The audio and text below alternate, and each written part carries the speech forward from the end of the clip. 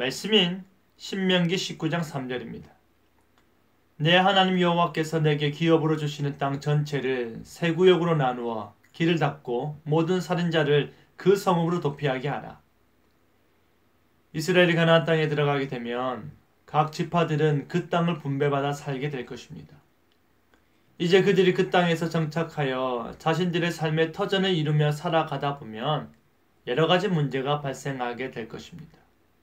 그 중에 중범죄자들을 위해 마련된 장치가 바로 도피성입니다.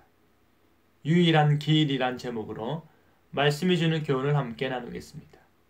고대 근동 지방에는 부족법이 있었습니다. 그것은 친족이 개인적으로 복수를 하는 보복법이었지요.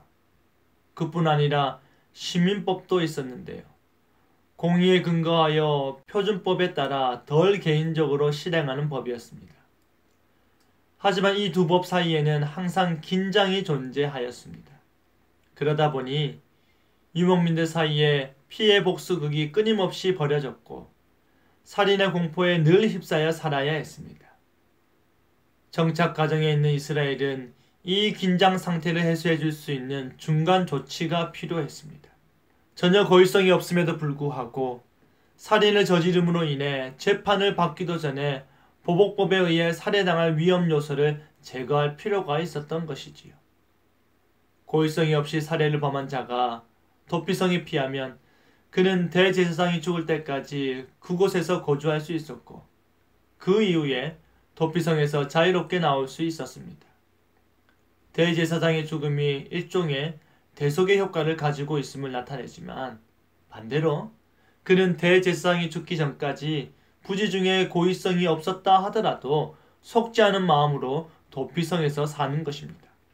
특별히 3절을 보면 모든 살인자라고 말하고 있지만 여기서 모든은 후에 살만한지 아닌지 판단받게 되는데요. 살만한 경우는 어떠한 경우인지 아십니까?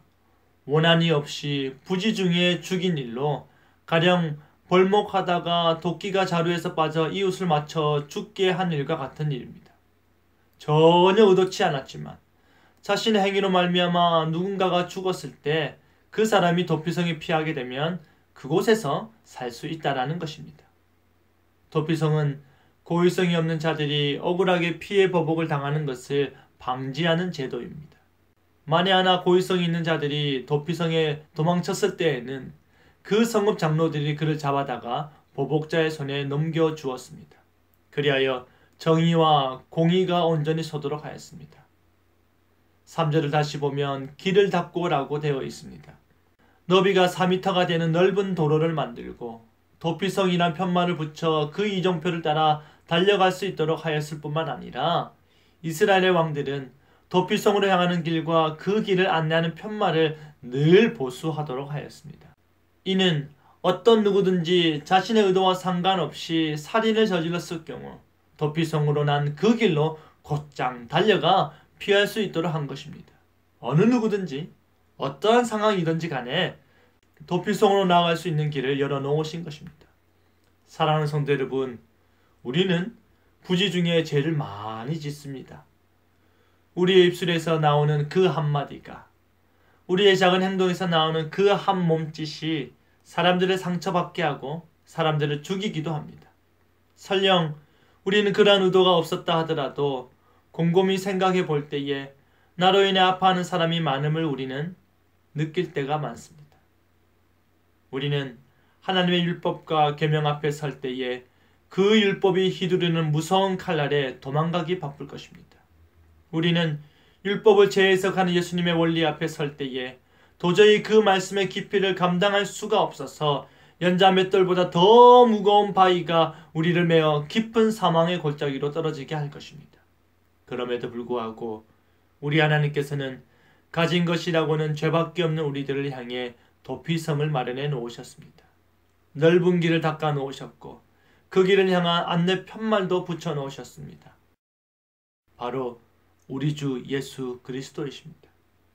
우리는 그에게 나아갈 수 있는 복음의 길이 열려 있는 것입니다.